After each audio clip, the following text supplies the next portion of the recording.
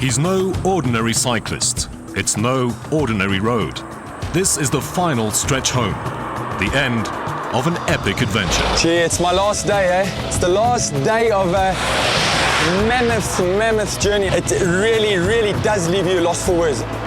37,000 kilometers, 34 countries. For 2 years, 2 months and 2 weeks, Riaan Manser has been sitting on a bicycle circumnavigating Africa. Last week, his tired legs could almost feel home. Kaapstad, 75. Woo! 75, I can smell it, man. In September 2003, Riaan left his girlfriend in Cape Town and told her he'd be back in a year.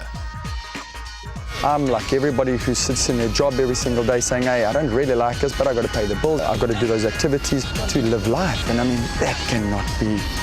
I looked at Africa and I said, I'm going to go around this on a bicycle. It was that simple. I've only got about 35,495 to go.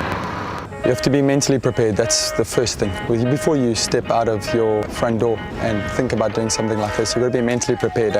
You're going nowhere if you're going to complain too much. You're going nowhere if you're going to think that there's a chance of you not succeeding. No trip through Africa is complete without some time in jail, and Riaan's turn came in Equatorial Guinea, where he learnt the value of perseverance and a controlled temper. I've got a serious attitude problem that needs some attention. In Liberia, Riaan thought his journey, but more importantly his life, was about to end when he was held hostage by teenage rebels. They chased me down, threw me off my bicycle. Sure, they were all high on drugs and they had knives, some of them had guns, and they put me into a dungeon. I really believed that I wouldn't wake up the next day, eh? His freedom patiently negotiated, Riaan set off around the bulge of Africa. Ahead lay the vast Sahara Desert. In October 2004, we met Riaan in Cairo, just past the halfway mark. He'd notched up 21,000 kilometers and 25 countries. Was there ever a point on your trip, I mean, it's been more than a year now, that you felt like stopping and turning back? Never. Not once? Never, not once. That would be, I would be giving up on not just my dream, but I'd be giving up on all the people that supported me. So no, not once have I thought about turning back, never. From Cairo, it was homeward bound. 8 countries and 16,000 kilometers still lay ahead. First obstacle, the Sudanese desert. If you're traveling in a very, very inhospitable terrain and you're getting lost, which I was in the Sudanese desert because I didn't have GPS, and you see dead camels, you start wondering. A dead camel's not a good thing. I mean, that's a bad sign, isn't it? You get a little bit concerned because if anything is going to survive in a desert, it's going to be the camel.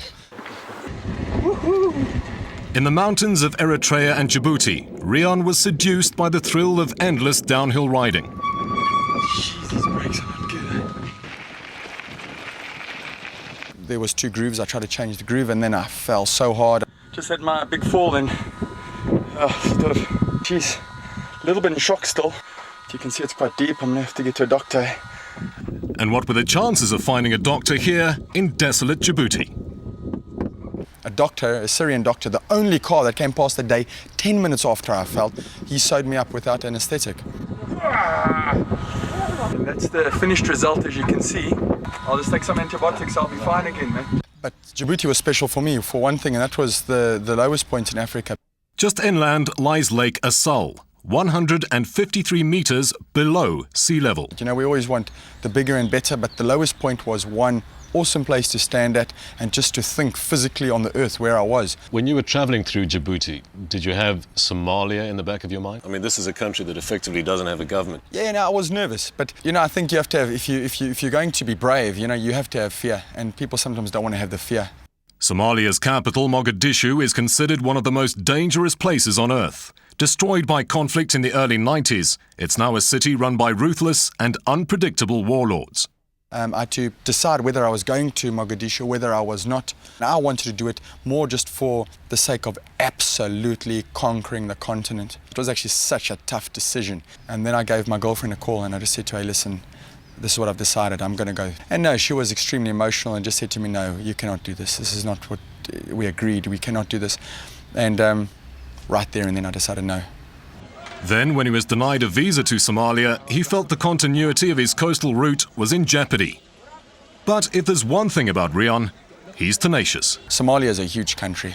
I had to just go somewhere into the country, get my way into it. Taking a chance, Riaan flew into Agaza, further south, without his bicycle. From there, he rented a bike and backtracked to at least cover a significant section of Somalia. But I think that's going to be a very, very, very tough 350 kilometers. I'm a bit nervous, man.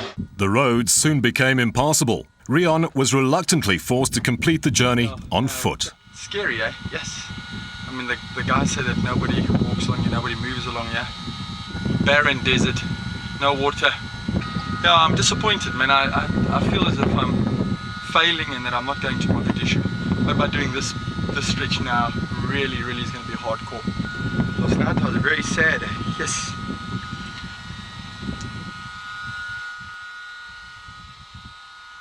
I think I had a tough time in Somalia. I've just been a bit down and a bit homesick. I just want to go home. If there was one tough thing that I had to go through and learn was that being away from home and you don't have that comfort of people being around you. But the lows of Somalia were quickly forgotten when Riaan arrived in Ethiopia's capital, Addis Ababa, in May.